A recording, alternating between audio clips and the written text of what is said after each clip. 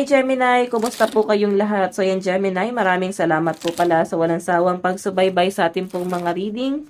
And kung ikaw ay bago pa lang sa ating channel, mag-subscribe na po kayo.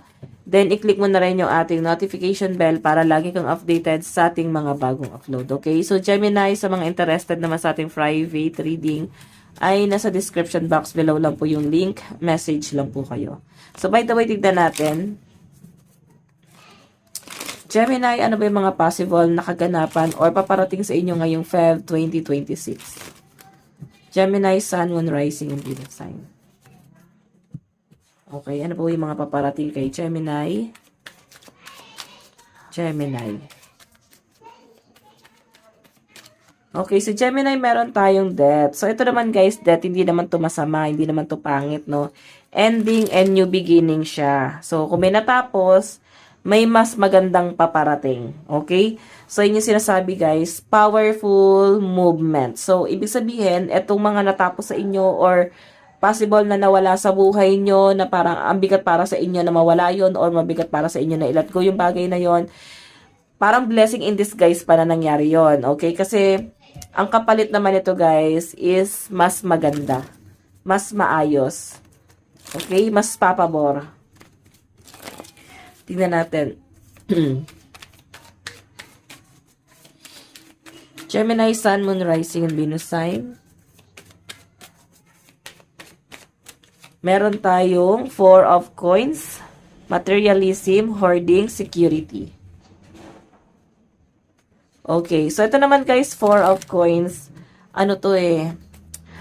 Parang nag-hold back, no? Yung iba sa inyo, nahirapan pa rin kayo mag-move on, nahirapan pa rin kayo guys na i-let go yung mga nangyari sa past. So, meron kang binabalik-balikan, parang nagtutrowback ka, no? Meron kang binabalikan na scenario sa past na parang hindi mo pa kaya i-let go yon. Okay? Past memories, tao man yan, bagay man yan, or memories man yan. Okay? Parang hirap na hirap kayong i-let go yon. Parang gusto mong sana bumalik na lang ulit sa nakaraan at maayos na lang to. So, by the way, check pa natin.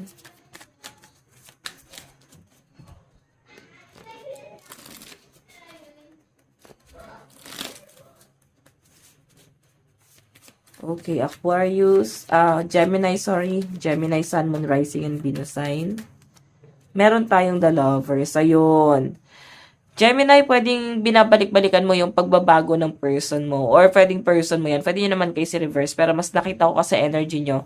Parang feeling mo, ang layo na ng person mo sa dati. Hindi na siya yung person na minahal mo. Hindi na siya yung person na nakilala mo nung una. Okay? Parang feeling mo, hindi mo na siya kilala. Kasi ang laki ng pagbabago niya ngayon. Parang, yes, nandun yung love, pero parang ang cold na. Parang cold din na distance, no? May ganong energy ako nasasagap dyan. Medyo distant siya sa inyo.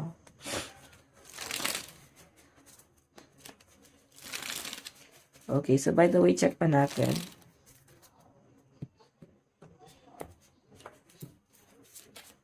Additional message.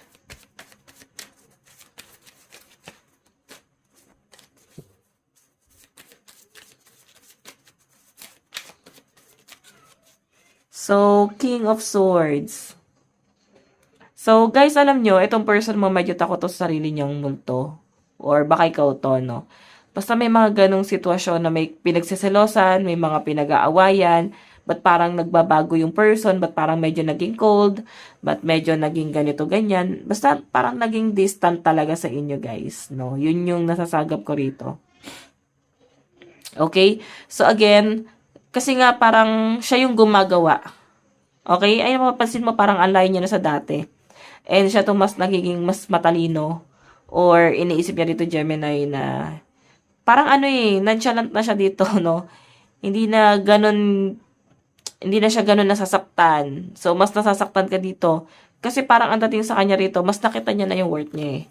Mas mahal niya yung sarili niya. Ganon, Gemini. Pero, mag-i-stay pa rin naman. Ang problema lang guys, hindi na to katulad ng dati. Okay, so tignan pa natin additional message para po kay Gemini.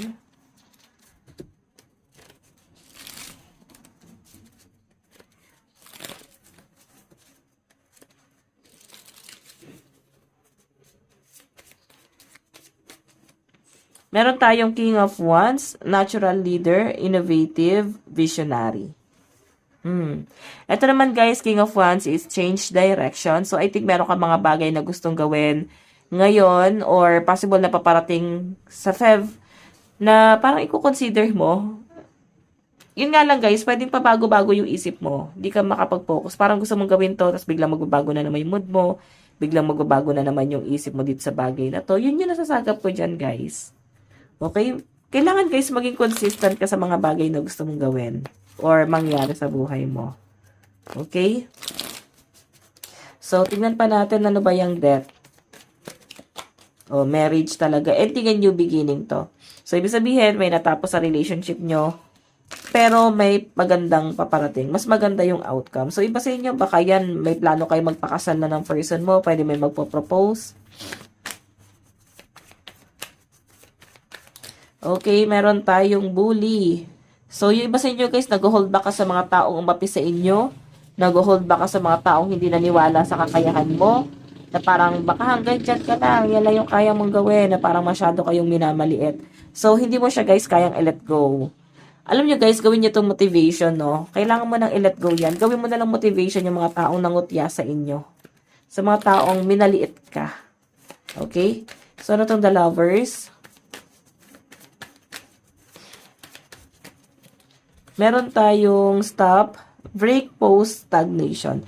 So, ito guys, parang ano, gusto mo na Gemini ng ano, ng parang cool off muna, or mag-unwind muna, or parang tama na to. Parang may gusto nang bumitaw dito sa relasyon na to guys. Okay ba sa inyo guys, pwedeng, kung may mga nag-cheat dito, feeling ko, lilimitahan nyo na rin yung pag-cheat. Hindi na siya, guys, parang worth it pa. Ayun. Tignan natin ano tong King of Swords. Meron tayong ayan. So, yung ba sa inyo, nagpaplano pala kayo bumili ng sakyan ngayong Feb or magpaayos ng lisensya. Ayan. Parang sisimulan nyo na siya ngayong Feb, no? So, iba sa inyo, pwede may paparating na malaylay yung biyahe. Gemini, no? May reservation na dito, eh. Check pa natin. Ano tong King of Wands? Ano po itong King of Wands? Oh, wow. So, guys, sabi lang dito na kung may mga taong umaapi sa inyo, may mga taong hindi maganda yung sinasabi sa inyo, may ano yung against sa'yo, parang ipagdasal nyo na lang. Siyempre, wag naman ipagdasal na parang mapabuti pa yung buhay nila. Ipagdasal nyo na lang na bahala na yung Diyos. Or bahala na yung karma sa kanila, guys, no? So, by the way, check pa natin. So, guys, lucky number nyo is 6, 68, 12, 29, and 54. Again, guys, hindi to pang taya sa loto o kung ano mang pantaya, no? Ito ay lucky number. For example, bibili ka ng lupa. So, ayan, pwede nga yung hektarya. Or kung ikaw ay mag-exam, pag ilan ka sa pila. Kung may bubunutin kang number. Mga ganun, guys. Lucky number nga eh. May nag-comment kasi, guys, Diyos ko.